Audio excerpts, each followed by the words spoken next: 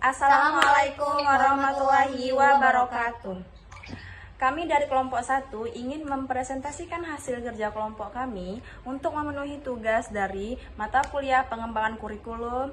Dosen pengampu Bapak Julrisani MPD, izin Bapak. Di sini saya atas nama Naila Salsabila dan rekan saya Maulina Fikri. Baik, saksikan presentasi kami sampai selesai. Baik, di sini kami mengambil mode taba untuk pengembangan kurikulum. Adapun gambaran umum tentang model taba itu adalah prinsip dasarnya. Mode taba ini menekankan pendekatan dari bawah ke atas dalam pengembangan kurikulum dengan guru sebagai perancang utama. Sedangkan signifikansinya, pendekatan ini memastikan kurikulum lebih responsif terhadap kebutuhan peserta didik dan relevan dengan konteks lokal.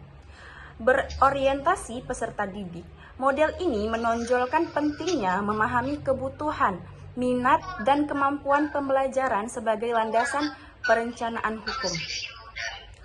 Adapun langkah-langkah dalam metode taba itu yang pertama adalah diagnosa kebutuhan. Yang dimana diagnosa kebutuhan adalah langkah pertama untuk mengidentifikasi kebutuhan siswa melalui analisis masalah yang mereka hadapi dan harapan pembelajaran. Yang kedua ada formulasi tujuan.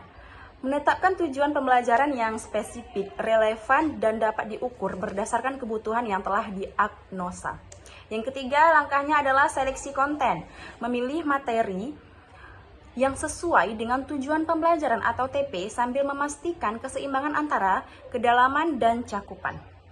Yang terakhir langkah model taba ini adalah organisasi konten, mengatur materi secara logis, baik secara berurutan maupun tematis agar mudah untuk dipahami oleh siswa atau peserta didik. Adapun aktivitas konkret untuk model taba ini yaitu yang pertama survei kebutuhan. Melibatkan siswa dan guru dalam diskusi atau survei untuk mengenal kebutuhan akademik dan sosial mereka. Yang kedua adalah pembuatan unit tematik. Guru dapat membuat unit pembelajaran berbasis tema yang relevan dengan kehidupan sehari-hari siswa seperti keberlanjutan di lingkungan siswa tersebut. Yang ketiga ada uji coba kurikulum.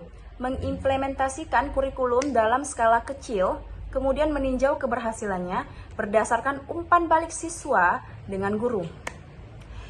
Yang keempat ada revisi berkelanjutan, yaitu menyesuaikan kurikulum secara iteratif untuk meningkatkan relevansi, efektivitas, dan daya tarik pembelajaran.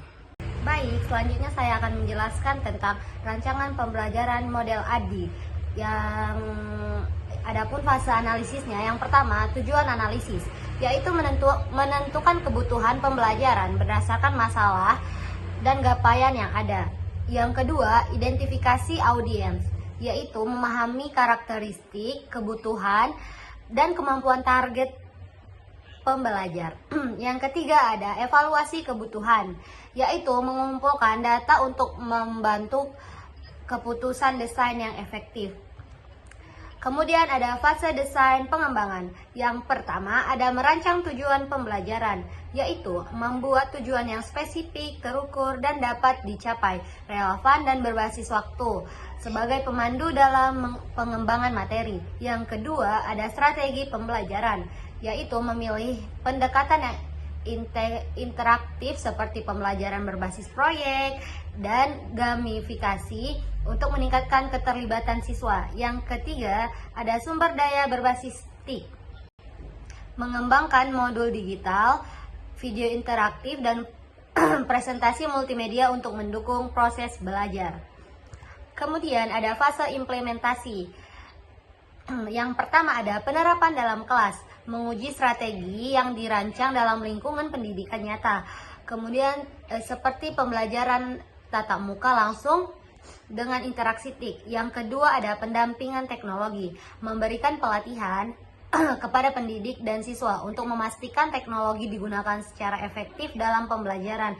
Yang ketiga ada umpan balik langsung, menerapkan metode observasi dan diskusi untuk memahami efektivitas strategi secara real time selama proses implementasi. Kemudian ada fase evaluasi.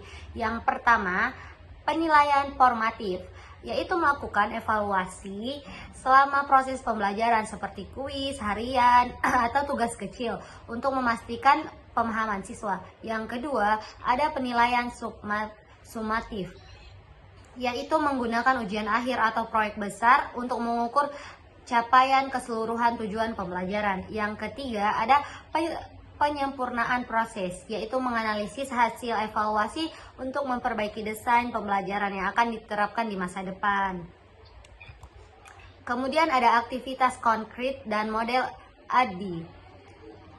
Yang pertama ada survei analisis kebutuhan, yaitu menyebarkan kuesioner kepada siswa dan pendidikan untuk mengidentifikasi prioritas pembelajaran. Yang kedua, ada penggunaan LMS, yaitu mengintegrasikan Learning Management System atau LMS seperti Moodle atau Google Classroom sebagai platform utama pembelajaran. Yang ketiga, ada kuis digital. Membuat kuis interaktif menggunakan aplikasi seperti Kahoot atau Quizy untuk evaluasi formatif yang menarik bagi siswa. Yang keempat, ada proyek kolaboratif, yaitu mendorong kerjasama siswa dalam kelompok untuk menyelesaikan tugas berbasis proyek dan menekankan penerapan konsep di dunia nyata. Kemudian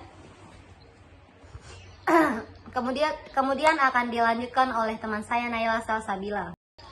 Baik, selanjutnya ada model rancangan pembelajaran yang kedua, itu kami ambil model ASUR.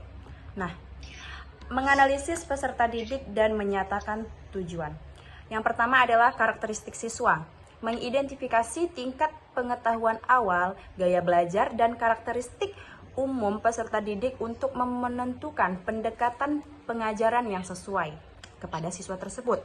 Yang kedua ada tujuan spesifik, menetapkan kompetensi yang harus dicapai peserta didik dengan deskripsi lengkap, kondisi pembelajaran dan tingkat penguasaan yang diinginkan. Nah, selanjutnya ada pilih media, bahan, dan metode. Pemilihan media.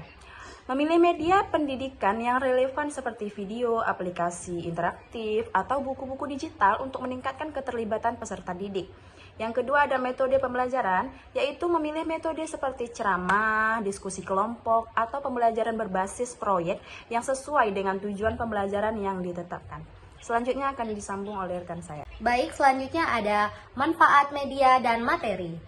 Yang pertama, uji coba teknik, yaitu melakukan pengujian awal terhadap media dan bahan ajar sebelum penerapan untuk menjamin efektivitas serta kemudahan penggunaan. Yang kedua, ada aplikasi langsung, yaitu menerapkan dalam pembelajaran dengan panduan yang jelas untuk memastikan peserta didik memahami isi pembelajaran.